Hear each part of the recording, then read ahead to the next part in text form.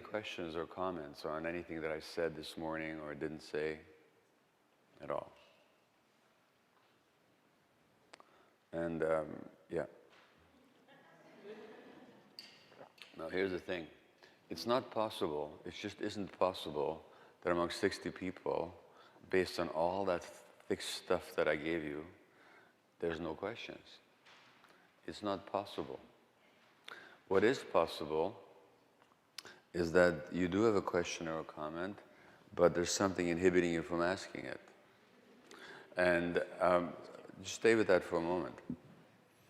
Now, what is inhibiting you from asking it is usually a story, which is that if I ask a question, I will look stupid. Or I'm going to make myself vulnerable if I ask a question. I'll reveal something about myself that I don't want people to know. I don't want to look bad. Now, so those are two possibilities. Either everything I've said is so totally clear to you that you got no question at all, or everything I said is so dense that it makes no sense whatsoever, and you don't know begin what to ask. Okay, those are two possibilities. The third possibility is that there is something there that you'd be interested in, but there's something stopping you, and what's stopping you is those beliefs or something like that. Now, if that is the case, here's an opportunity for you. If you have a belief or an inhibition that if I ask a question, I will be exposing myself, or if you have the belief that if I ask a question, I may look stupid, or might look ignorant, or I might not be able to formulate it in a way that sounds reasonable. If you have those concerns, here's an opportunity to work with it, because those concerns have nothing to do with the present. They actually have to do with the past. If you have those concerns, you're actually still being controlled by what happened to you when you were 3-year-old and your parents made you feel like you're stupid. Or your parents made you feel that you're bothering them, that you're wasting their time because they're so busy and so stressed, so you shouldn't be intruding on them with your particular concerns. If you have those kind of beliefs in you, and a lot of us do, then that means we're still controlled by the past, decades later. So this is not, I'm quite comfortable with you not having any questions whatsoever. I can certainly handle it, and I don't need you to have any questions. But I can tell you that if you have those concerns, it's an opportunity for you to recognize that and possibly to transcend it. But that's always your choice. It's totally your choice. So I think I've finally got 2 people to have questions. So, so yeah, now we got more hands up. Go ahead, please. Yes, I don't want to be afraid of my past, so here we go. My question was, after learning, it's sort of a question for anybody in the room that has a learning disability or for the youth we work with. After you found out you had ADD, did that empower you to make any changes in your life? Did it help you, sort of become a different person, or what did you do to change? Right, thank you. Well, first of all, some people, when they get diagnosed with ADD or anything, they say, oh no, not one more diagnosis. One more thing wrong with me. I didn't need this. That's not how I reacted. I reacted, this is fantastic. Actually, would somebody run out to the bookstore and grab me a copy of Scattered Minds? Would you mind, Audrey? Thank you. Oh, you have one here. Thank you. We got one. Thank you. So let me read you something from the book.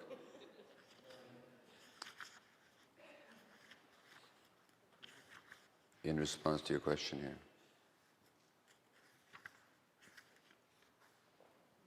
To dip my toe in, this is when I had coffee with this person, to dip my toe in was to know that unawares I had been immersed in it all my life, up to my neck.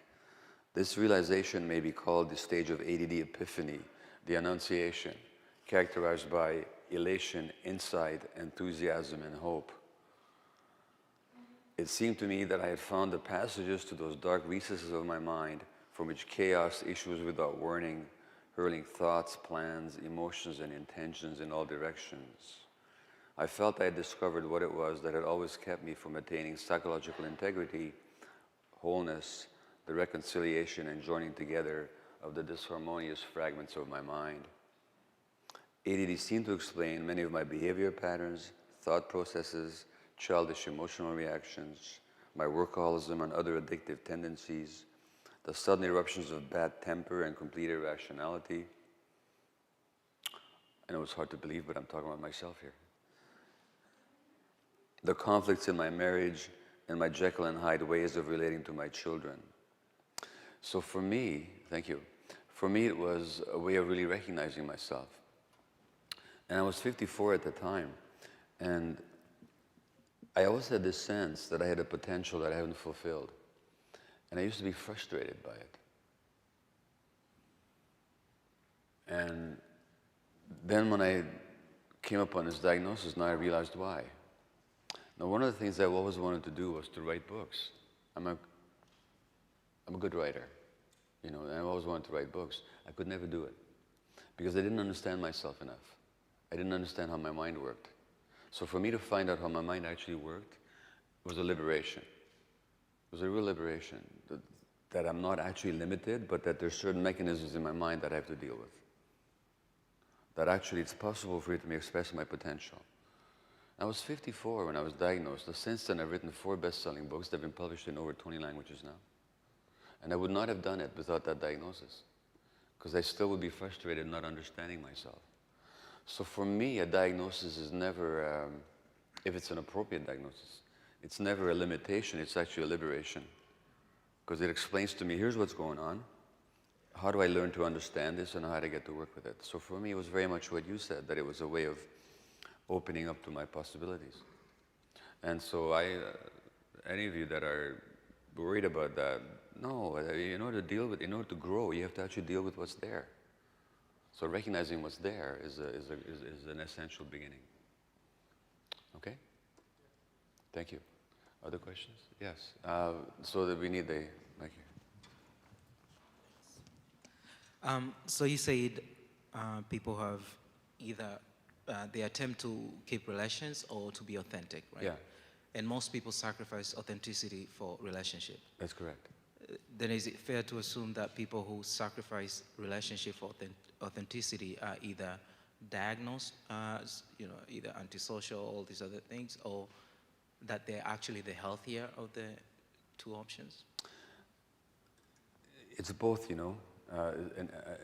When you talk about people who are diagnosed with that, thank you for the question. People who are diagnosed with antisocial, it's not that they sacrifice the relationship for authenticity. They also don't know how to be authentic. Their withdrawal from relationship is not because they want to be authentic. Their withdrawal from relationship is because they're afraid of relationships. So and why are they afraid of relationships? Because they were very hurt in relationships. And you're very badly hurt, then one way you protect yourself is you just close down and you're not going to open yourself up. And I'll talk about that later, actually. But so the antisocial personality is somebody who is being so hurt that they withdraw. And you'll see this in your shelter sometimes. They won't trust you. They will close down. They will push away from contact. It's not because they want to be authentic. It's because they're terrified of relationships. Because when they were open to a relationship, which is when they were infants, they were badly hurt. Now, so that's one side of your question. The other side of your question is that, yes, sometimes people choose to be authentic, and when they do, they have to give up relationship. Some relationships. For example, what if you're one of these people that is always nice, and is always serving others, and is always available, and never says no? And then something happens. Maybe you get cancer. Maybe you get depressed. Maybe you just had some therapy and you realize that you're not being authentic. Then you choose to be authentic. Now, choosing to be authentic means that when you feel no, you're going to say no. But all of a sudden, all these people who like you because you're always saying yes don't like you anymore. Well, then you're sacrificing the relationship for the authenticity. Except, what you're going to find is when you become authentic, you're going to attract other authentic people to you. And the people in your life who are willing to handle authenticity will not reject you, they will celebrate you. They'll say, hey buddy, it's about time, I'm so glad to see you, assert yourself. I was worried about you. And the people who can't handle that, they will withdraw from you. So in authenticity, there's always the risk of loss of some relationships. And of course, this is why sometimes people stay in relationship with the wrong people, because they're more attached to the relationship than they are their authenticity. So they suppress themselves for the sake of their relationship. And if they're going to be authentic and the other person can't handle it, they'll lose the relationship. The difference is, and here's the huge difference, and this is why your question is so important. The big difference is that when you're a child, you have no choice in the matter, because you're absolutely dependent on the relationship. You're not free to choose anything else. So when it comes to the conflict between authenticity here and attachment there, you have to go for the attachment. You're helpless in the matter. As an adult, you're no longer helpless. When we think that we're helpless, when we think that we're dependent, I need you so badly, I can't live without you. All these pop songs about, I can't live without you. Well, sure you can. The only person that can't live without somebody else is a baby. But the trouble is, it's hard for us to grow up. It's very hard for us not to be babies. In fact, you know what? I mean, the pop songs all, hey, I'm your baby. Well, this is where it's a choice that we make as to do we choose to grow up or do we choose to stay babies? And yes, sometimes when we choose to grow up, then the people that can't handle it, they will leave us, for sure. Yeah. What are some of the limits or pitfalls that one or you believe exist in the search for authenticity? Pitfalls? Pitfalls that people might believe something's being authentic when in fact they're indulging in habitual behavior or programming or whatever. Well, I mean, one of the pitfalls is that, or one of the risks anyway, is, as just been said, is the loss of certain relationships in your life. But in terms of pitfalls, some people, when they realize that they haven't been themselves, then they develop some idealized view of what they would look like if they were themselves, and they get attached to some idealized view of it. So now they get attached to some false image. This is where people get into cults. They don't like who they've been, and all of a sudden they want to construct a totally different being. Instead of exploring who they really are and finding out what's really going on, then they identify with something external, like a cult leader or anything. And then, instead of being authentic, they just choose a different, more acceptable way of being inauthentic. That's the biggest pitfall, I think. And so that's why anything can become either something positive or something negative in your life. I mean, you can, for example, follow a spiritual path as a way of becoming authentic, but you can also follow a spiritual path as a way of staying inauthentic by identifying with some idealized image rather than with your true self. Is there a limit? Do you perceive, is there a quote-unquote a limit to how far one jumps into the waters of authenticity? Like, how far does one leave the world behind, or, in regards to maintaining attachments, or? Look how you formulated it. You say jumping into the water is like jumping into some kind of a canyon or some dangerous waters. It's not how I experience it. I don't experience authenticity usually as one of jumping. I usually as discovering day by day through some gradual practice and some self-awareness of how we're not authentic. It's not a question of jumping into anything, not in my view, because we already are authentic. You can't not be authentic. You're just not in touch with it. And we have all these defenses and all these mechanisms with which we keep from being authentic, like being nice all the time.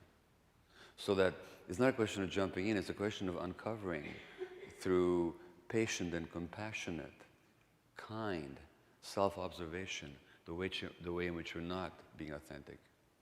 So one spiritual teacher says that liberation is not some great thing that you achieve all of a sudden.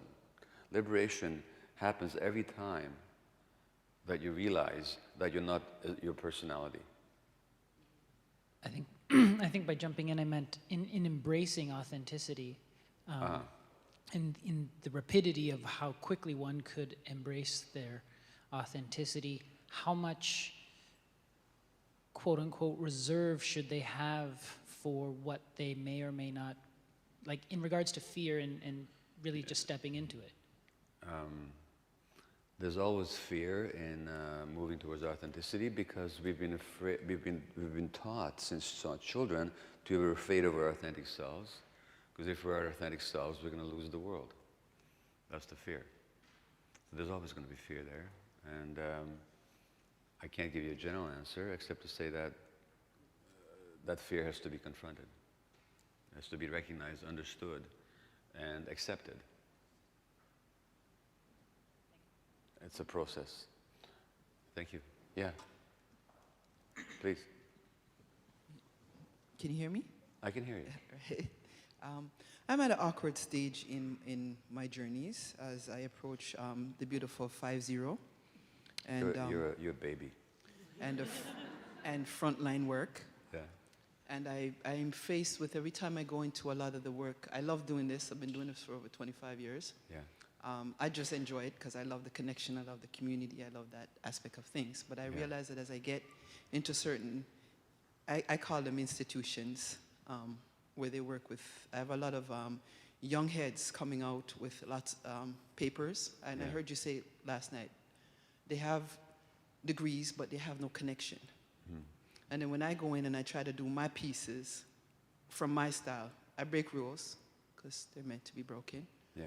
And I see a lot of things that they do that I disagree with, and how they analyze, and a few things that they do that I just disagree with. And when I try to address that, I get this, you're too old, you're not connected anymore, this is what this age group does, and this is what this does, and this is what this does.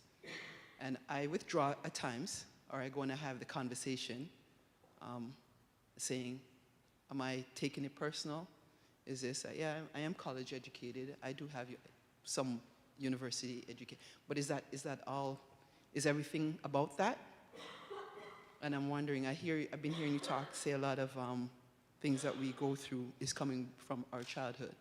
So help me to own what that piece is. Okay, well, thanks for the question. It's a very brave question. Will you stay with the mic for a minute? Just keep the mic with you. What's your name again, sorry? Elaine. Sorry? Elaine. Elaine, yeah. Thanks for the question. So, I just want to make sure I understand the situation. You're working with younger people who got certain letters after the name that you don't have, but you've got the decades of experience and accumulated wisdom and insight. And they'll be saying or doing things in an intellectual way, but in a way that you feel is disconnected from reality.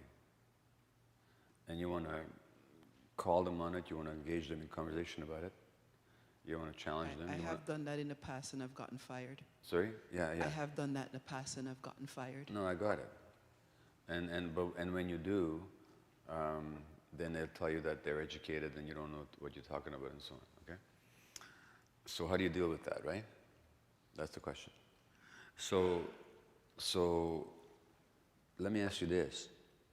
In relationship to these younger fellow workers of yours that have got all these degrees and these analytical, intellectually honed opinions, how do you feel when you approach them?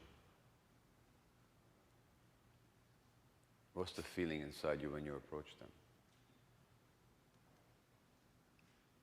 A feeling as in, I don't feel any way. You really don't? No, well, yeah, I do.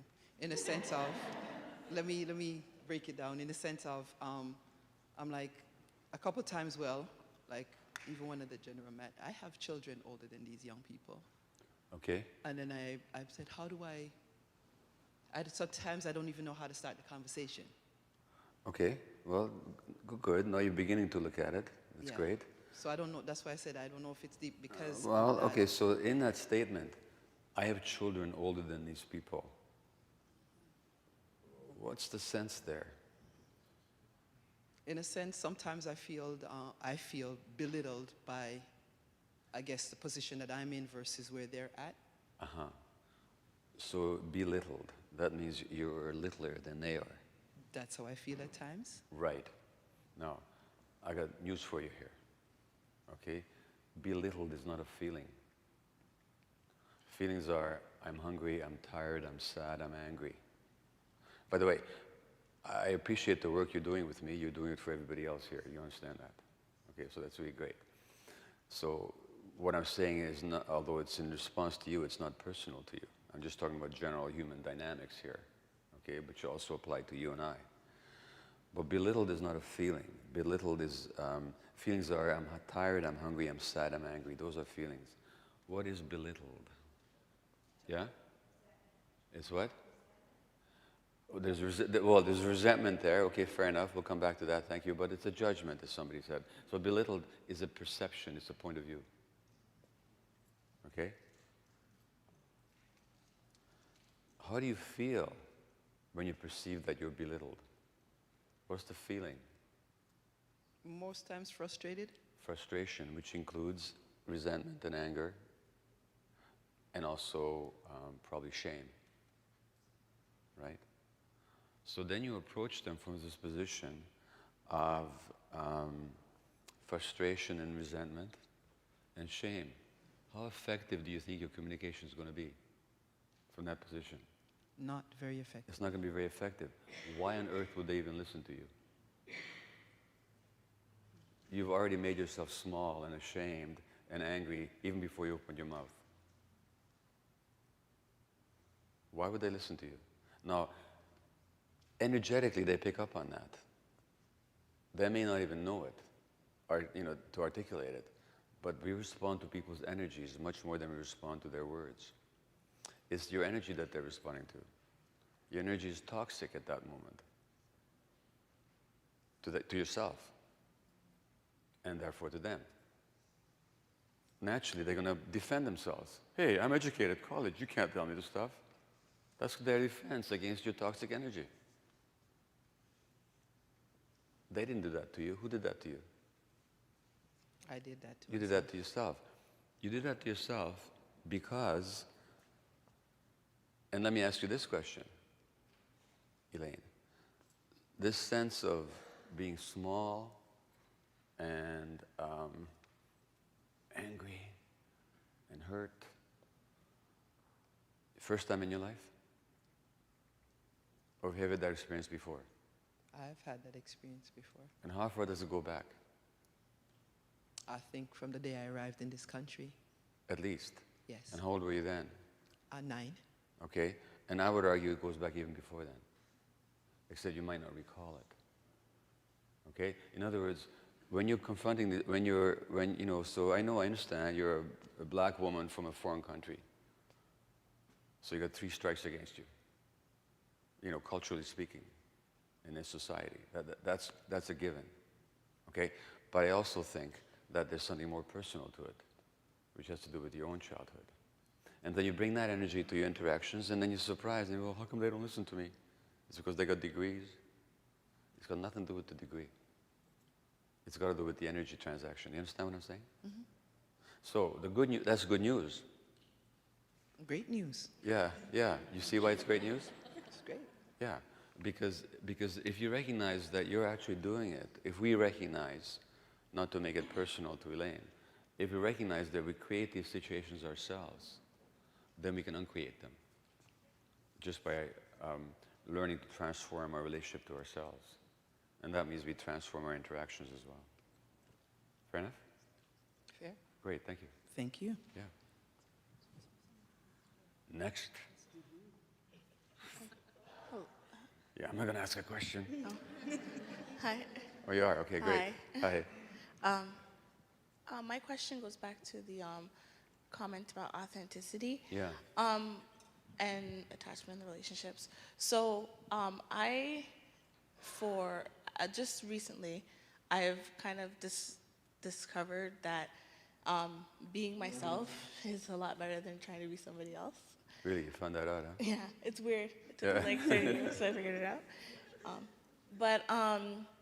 So I found that once I started like speaking my truth, I was one of those yes people Yeah. all the time, Yeah. saying no when I couldn't do it or when I didn't feel comfortable. Yeah. I lost a lot of like friends, but the friends that stayed, the relationship was so much deeper and so much better Right. than when I had like hundreds of friends. It's Yeah. so much better now that I have like the 5 or 10. Yes. But the thing is, I find that sometimes I still will not be true with certain people to hold on to that relationship.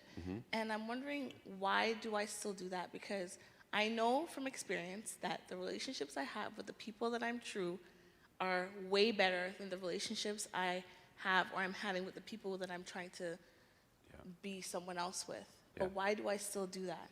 And sometimes it honestly, it feels like I'm wearing like you're wearing a corset for some of you women out there. It's like wearing a corset every time you're around that person. Like you can't breathe.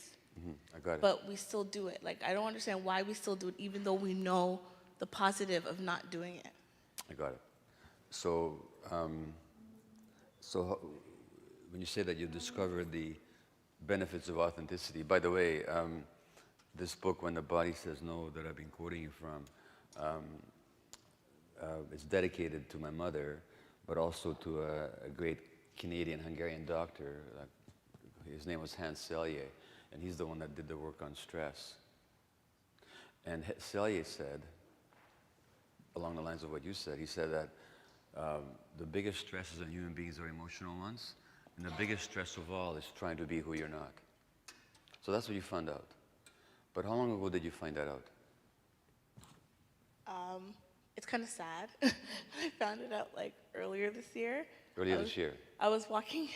Yeah. I was walking by a coffee shop, and it's a coffee shop at my house, and they, on their sandwich board, they always have different like quotes. Oh, yeah. And one of them said, "Be yourself, everyone's taken. Everyone else is taken." And I was like, ha ha ha, that's funny. And I'm like walking home, I'm like, I gotta remember that so I could put it on my like BBM. Oh, yeah. And because I kept remembering it, I was like, that is so true. I Yeah. can't, everyone else is taken. Yeah. And then through that, I started like, doing some reading and journaling and stuff like that, and figuring stuff out about myself. Great. So that you were just ripe for that transformation, and that triggered it for you. Okay. So that was earlier this year. Sad you said it was. How old are you? I just turned 30. Okay. So how sad that is.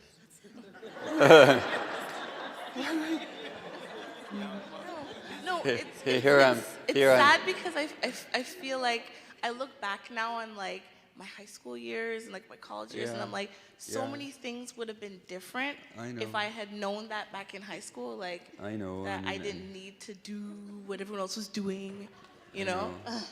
And if a cow had wings, they could fly, you know? I understand what you're saying. There's a sense of loss and regret over a lost possibility. But in fact, consider that those 30 years were your training to be yourself. That's what you had to go through in order to learn. Nothing sad about it. Look, if you're sad, I'm 68. I'm still working on it. You got 38 years on me, you know? But in terms of your question about why it's so difficult, despite what you learn, well, first of all,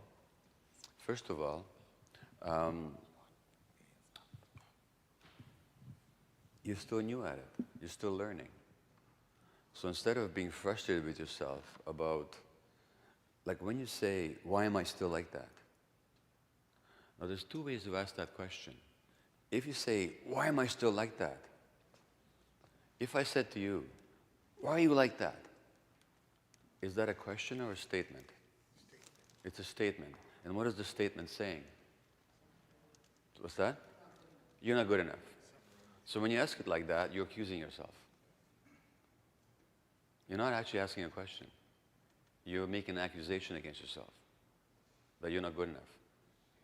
Right? Now, there's another way to ask the same question. I could ask you, gee, I'm curious. Why do you do that? Why are you like that? Well, what do you suppose, is behind that? Now, is that a question or a statement? That's a question. Which one do you think you're more likely to answer? If I say to you, why are you like that? Why are you still doing this? Or what if I said to you this? What's your name? Kay? What if I said to you, Kay, Hey Kay, here it is. Here's your 30, and you're an intelligent woman, and you've learned all these things, but I'm noticing that despite what you've learned, you're still doing some of the same things that you used to do before. Now, why do you suppose that is? Now, that's a question. Which one do you think you might more open up to? The first way of putting it or the second way? So that the first thing is, you've got to ask yourself the right way. In other words, you have to ask it with compassion. Remember I said compassion for yourself. Compassionate curiosity. To be really, when you say, why am I like that? That's not a question. That's a statement. I already know. I'm like that because I'm not good enough. But if you ask it compassionately with curiosity, then you might be able to come up with the answer. So I suggest that every time that question comes up for you, ask it with that compassionate curiosity, rather than as a self-accusation. Then the answer will come to you. Because otherwise, because if I attack you, what are you going to do? You're going to defend yourself. But if I treat you with compassion, you're going to open up. There's a spiritual teacher who says, I've been quoting him today, he says that only when compassion is present will people allow themselves to see the truth. So if you want to see the truth, you need to be compassionate with yourself. So that's the first point, okay?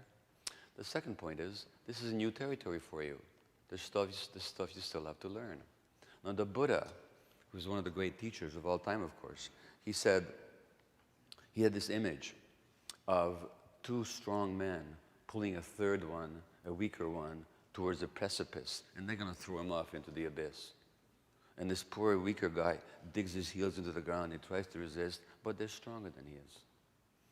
And the Buddha said that those two strong men are what he called our habit energies, the things that we've been habituated into doing all our lives. They're just ingrained in our brains, like fixed patterns. And the weaker guy, he says, is our untrained mind. So if we want to overcome our habit energies, now for you, to suppress yourself in the presence of some people is just a habit that you've learned very early in life, that before you had any choice in the matter. It's ingrained in your brain. There's brain circuits who are telling you that if I'm authentic, that's not good.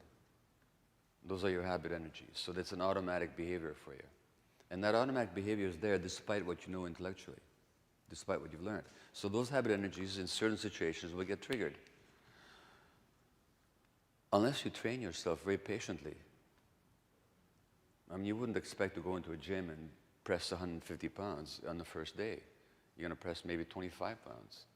So right now, you're pressing maybe 75 pounds. You want to press 150 pounds, you have to train yourself some more. Overcome those habit energies. That's all. That's all. Now, as to why some people than others, you might give me an example of who's the kind of person with whom you suppress yourself. I don't need to know their names, but can you tell me something about their quality?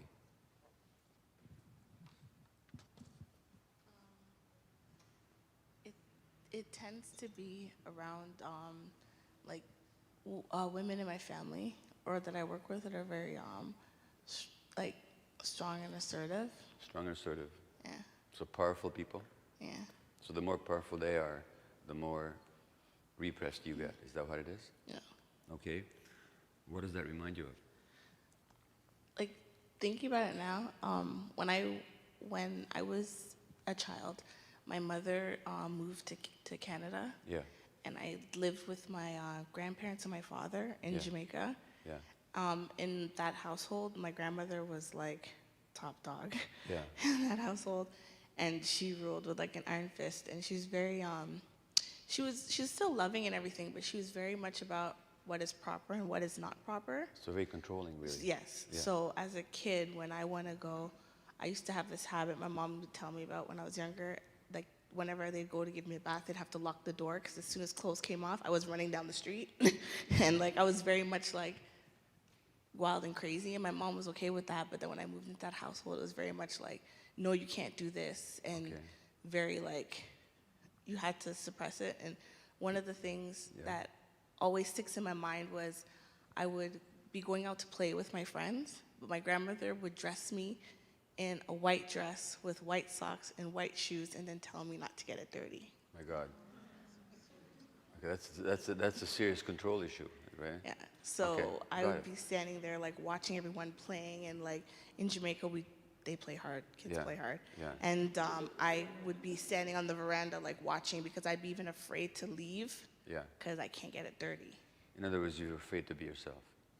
Okay, now, all that's happening is that with powerful people,